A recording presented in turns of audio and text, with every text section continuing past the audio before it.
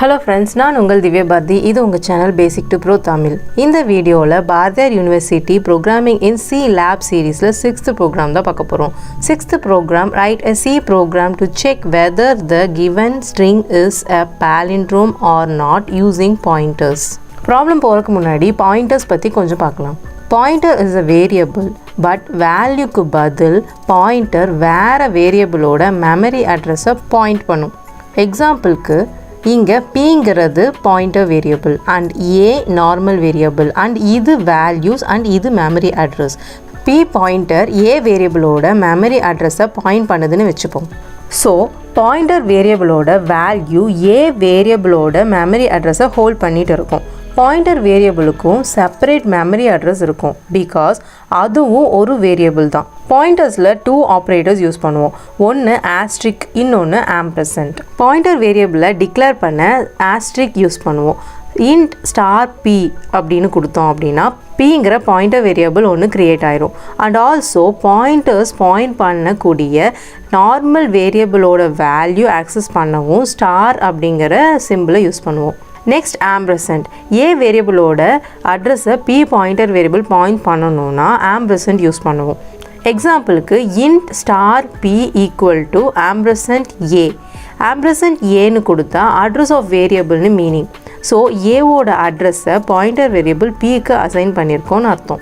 Next பிரிண்ட்எஃப்ல ஆஸ்ட்ரிக் Pன்னு print பண்ணோம்னா A வேரியபிளோட value 10 print ஆகும். Just Pன்னு print பண்ணால் A வேரியபிளோட மெமரி அட்ரஸ் பிரிண்ட் ஆகும். இங்கே மெமரி அட்ரஸ் பிரிண்ட் பண்ணுறதுக்கு %Pன்னு கொடுக்கணும். நெக்ஸ்ட் நாம் கொஸ்டினுக்கு போகலாம். Write a C program to check whether the given string is palindrome or not using pointers. இதுதான் நம்மளோட ப்ராப்ளம் என்னன்னா யூசர் நம்மக்கிட்ட ஒரு ஸ்ட்ரிங் கொடுத்தா அந்த ஸ்ட்ரிங்கை பாலிண்ட்ரோமா இல்லையா அப்படிங்கிறத செக் பண்ணி நம்ம சொல்லணும். ஃபர்ஸ்ட் பாலிண்ட்ரோம்னா என்னன்னு பார்ப்போம். ஒரு ஸ்ட்ரிங் எக்ஸாம்பிளுக்கு மேடம். இந்த ஸ்ட்ரிங்கோட ரிவர்ஸ் MADAM ரெண்டுமே சேம். ஸோ ஒரு ஸ்ட்ரிங்கும் அண்ட் அதோட ரிவர்ஸும் சேமாக இருந்தால் அந்த ஸ்ட்ரிங்கை பாலிண்ட்ரோம்னு நம்ம சொல்லுவோம். அதாவது ஒரு ஸ்ட்ரிங்கை நீங்கள் எந்த பக்கம் இருந்து வேணாலும் ரீட் பண்ணிக்கலாம், ஒரே வேர்டு தான் வரும், அதுதான் பாலிண்ட்ரோம். இந்த கான்செப்டை தான் நாம் பாயிண்டர் யூஸ் பண்ணி ப்ரோக்ராமில் போட போகிறோம். ஸோ ஸ்ட்ரிங்கில் பாயிண்டர் எப்படி ஒர்க் ஆகுதுன்னு ஃபர்ஸ்ட் அண்டர்ஸ்டாண்ட் பண்ணிக்கலாம். C லாங்குவேஜில் ஸ்ட்ரிங் டிக்ளேர் பண்ண கேர் டேட்டா டைப் தான் யூஸ் பண்ணுவோம். அதாவது set of or array of characters தான் நமக்கு இங்கே ஸ்ட்ரிங்.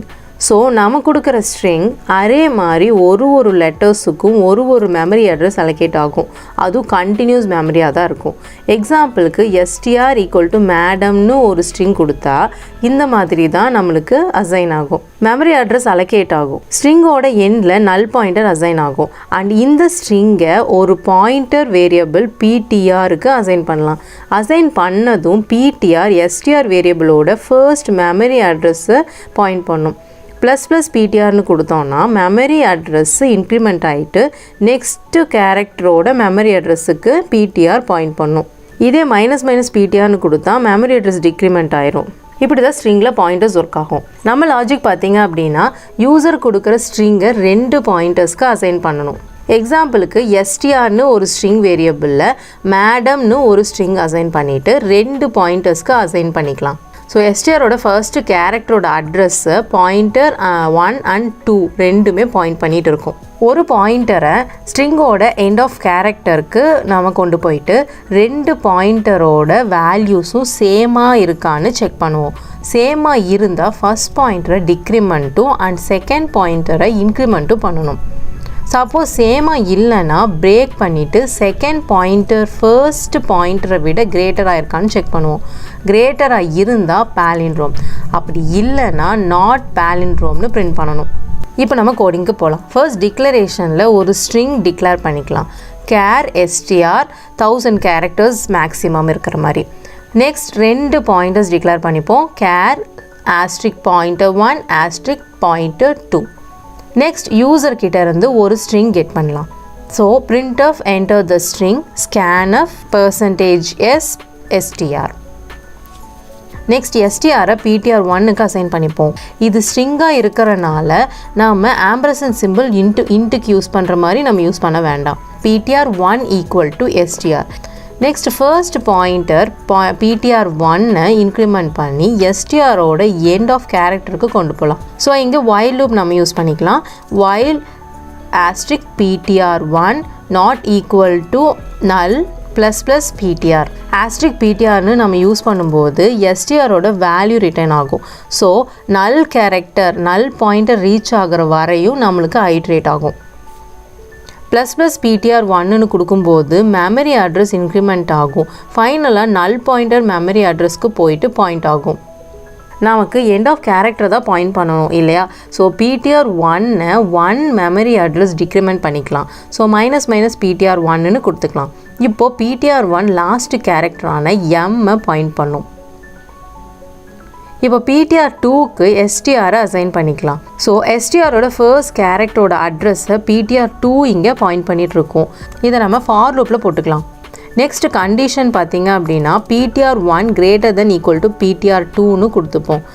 ஸோ ஃபார் லூப் பார்த்திங்க அப்படின்னா for ptr2 = str ptr1 > ptr2 *ptr1 and *ptr2வையும் 1/1 ஈக்குவலாக இருக்கான்னு கம்பேர் பண்ண போகிறோம். ஸோ இஃப் கண்டிஷன் பார்த்திங்க அப்படின்னா if *ptr1 = *ptr2. ஏன் ஆஸ்ட்ரிக் கொடுக்குறோம்னா நம்ம ஸ்ட்ரிங்கோட வேல்யூ தான் கம்பேர் பண்ண போகிறோம். அதனால தான் *ptr1 and *ptr2 பாயிண்ட் பண்ணுற கேரக்டர் ஈக்குவலாக இருந்தால் ptr1 நாம் 1 ஸ்டெப் முன்னாடி கொண்டு போகணும். ஸோ ptr1 டிக்ரிமெண்ட் பண்ணணும் அண்ட் ptr2 1 ஸ்டெப் நெக்ஸ்ட் கேரக்டருக்கு பாயிண்ட் பண்ணணும். ஸோ ptr2 நம்ம இங்கே இன்க்ரிமெண்ட் பண்ணணும். ஸோ நம்மளோட கோடிங் பார்த்திங்கன்னா ptr1 - and ptr2 ++ அப்படின்னு கொடுக்கணும். சப்போஸ் நம்ம கொடுக்குற ஸ்ட்ரிங்கில் ஒரு கேரக்டர் ஈக்குவலாக இல்லைனாலும் ஸ்ட்ரிங் இங்கே பாலிண்ட்ரோமாக இருக்காது. ஸோ லூப்பில் பிரேக் கொடுத்துட்டு லூப்லேருந்து எக்ஸிட் ஆகிடலாம். So else break.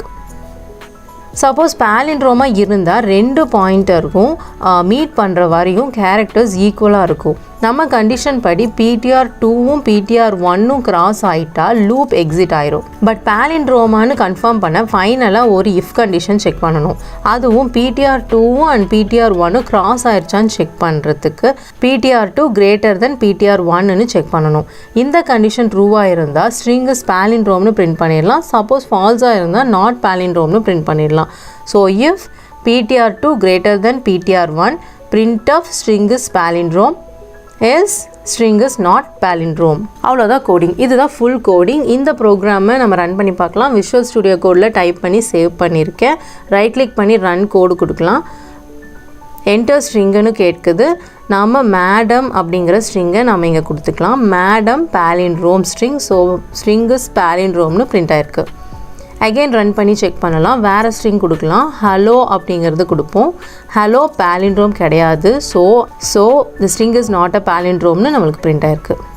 இந்த ப்ரோக்ராமோட ஃபுல் கோடிங்கை நான் உங்களுக்காக நம்ம சேனலோட டெலகிராம் அண்ட் பிளாக் பேஜ்லேயும் உங்களுக்காக ஷேர் பண்ணியிருக்கேன். போய் செக் பண்ணி பாருங்கள், ட்ரை பண்ணி பாருங்கள். கண்டிப்பாக யூஸ்ஃபுல்லாக இருக்கும். ஏதாவது சஜஷன்ஸ் அண்ட் டவுட்ஸ் இருந்தால் கமெண்ட்ஸில் சொல்லுங்கள். இன்னும் நிறைய ஈஸியாக கற்றுக்க நம்ம சேனல் சப்ஸ்கிரைப் பண்ணிக்கோங்க. மறக்காமல் பெல் ஐக்கானை கிளிக் பண்ணிக்கோங்க. தேங்க்ஸ் ஃபார் வாட்சிங். See you.